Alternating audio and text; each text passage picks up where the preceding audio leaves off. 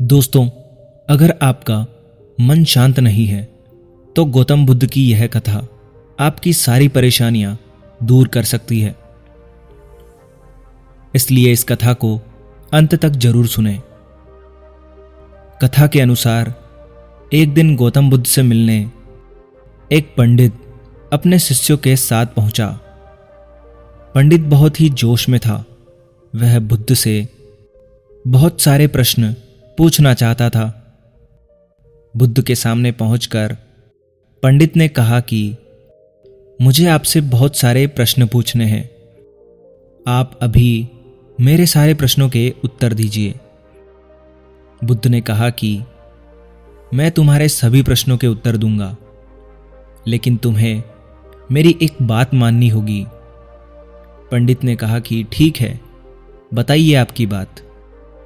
बुद्ध ने कहा कि तुम्हें 1 साल तक मौन व्रत धारण करना होगा।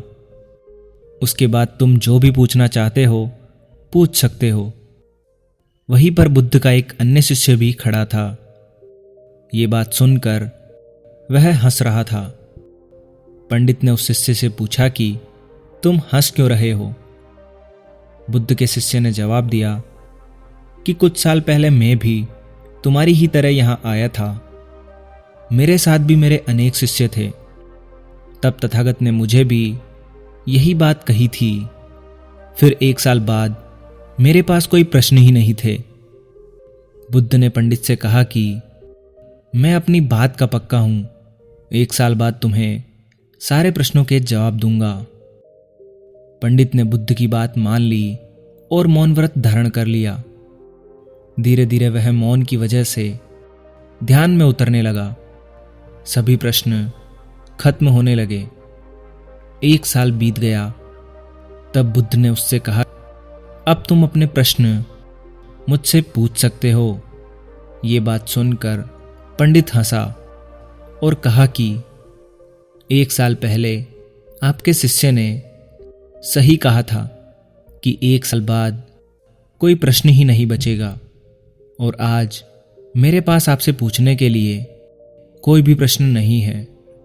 बुद्ध ने कहा कि जब तक किसी व्यक्ति का मन शांत नहीं है, उसके मन में ढेरों प्रश्न उठते रहते हैं। उसकी परेशानियां बनी रहती है। मन की एक अवस्था में प्रश्न होते हैं और दूसरी अवस्था में उत्तर होते हैं।